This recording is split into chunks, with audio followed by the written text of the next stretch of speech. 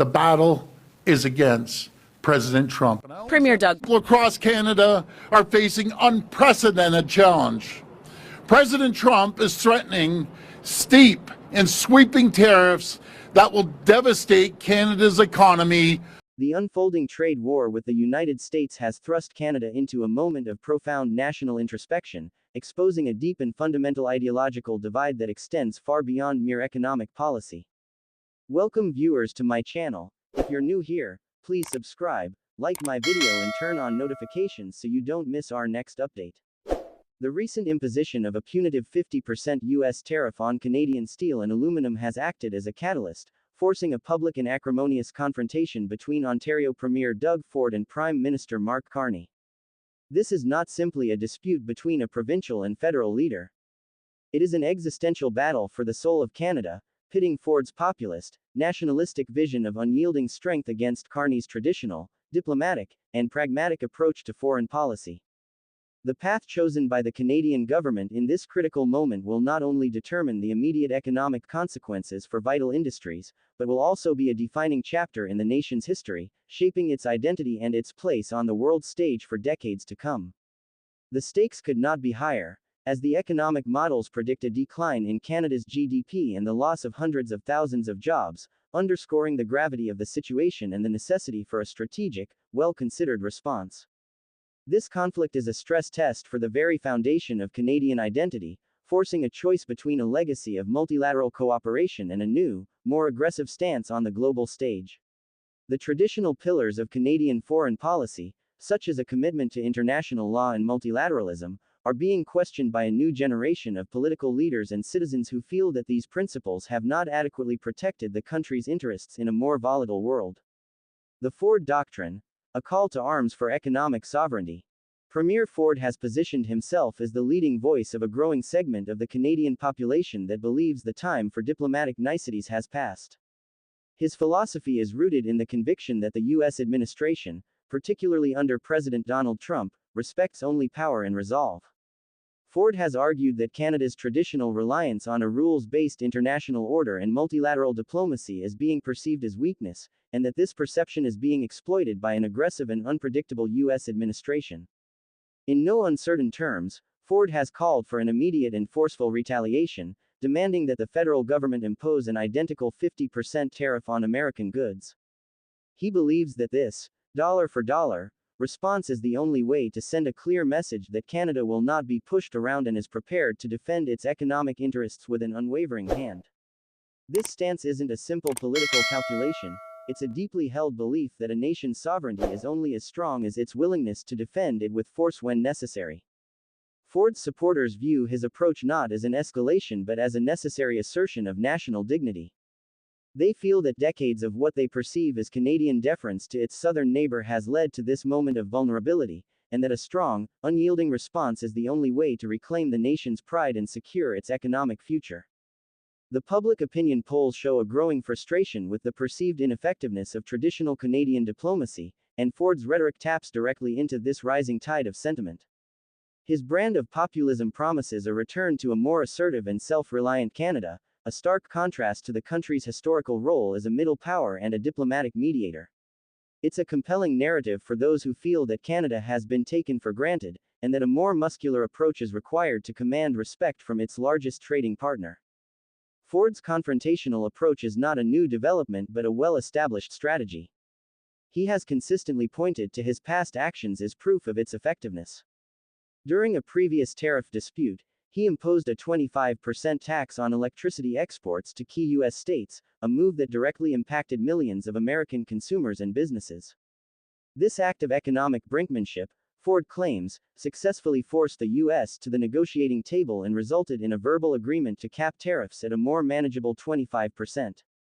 The U.S. decision to now double those tariffs is seen by Ford as a profound act of bad faith and a clear justification for an immediate and comprehensive response. He views this as a deliberate assault on the economic heartland of Canada and has vowed to use every tool at his disposal to protect Ontario's steel and aluminum sectors. This includes the possibility of reinstating the electricity tax and a ban on American alcohol, which he has already put in place in Ontario and has threatened to keep until a new trade deal is reached. For Ford and his supporters, this is not just a trade spat. It is a battle for the very soul of Canadian economic sovereignty, a call to arms for a nation to stand up and be counted in a world where strength is the only currency that matters.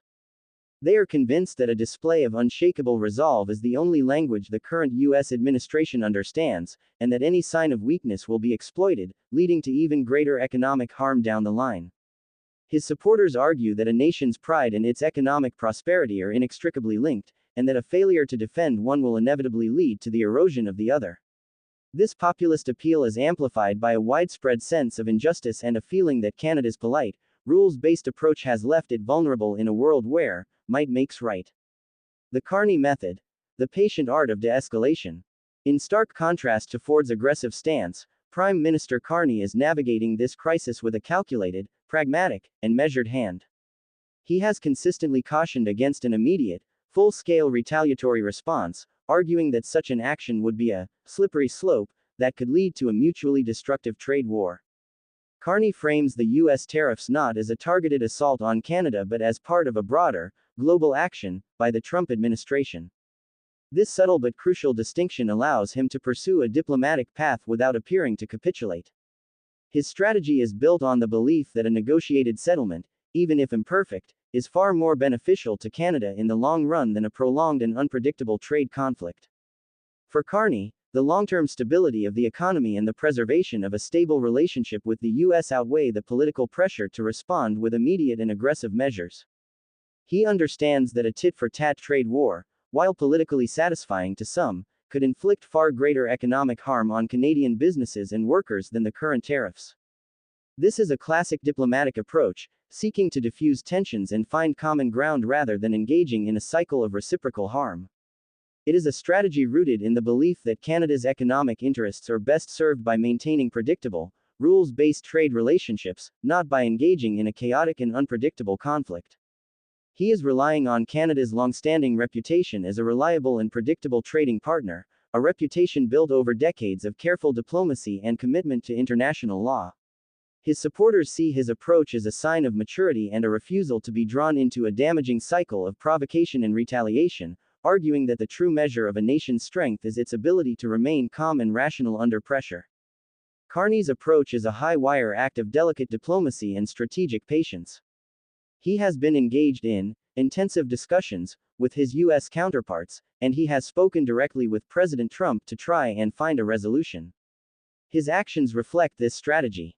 While he has maintained retaliatory tariffs on steel, aluminum, and autos, he recently made the significant decision to remove tariffs on a wide range of other U.S. goods. This move, which was broader than originally announced, signals Canada's commitment to a rules-based trading system and a willingness to de-escalate tensions. Carney is betting that the U.S. will eventually come to the table and that a negotiated settlement is within reach. He has acknowledged the pain felt by the steel and aluminum sectors but has urged patience, reminding Canadians that the stability of the overall trading environment is the key to long-term economic prosperity. For Carney, the long-term health of the Canadian economy and the preservation of a stable relationship with its most important trading partner outweigh the political pressure to respond with immediate and aggressive measures. He believes that true strength lies not in a display of force, but in the wisdom to avoid conflict and the patience to find a peaceful resolution. This is a vision of a Canada that remains a predictable, reliable partner on the world stage, even in the face of provocation. He is convinced that by holding firm to its principles of rules-based trade and multilateral engagement, Canada can weather the current storm and emerge with its economic and political integrity intact, proving that patience and diplomacy are not signs of weakness, but the ultimate expression of national strength. His supporters see him as a steady hand, guiding the country through turbulent waters with a clear-eyed focus on long-term prosperity.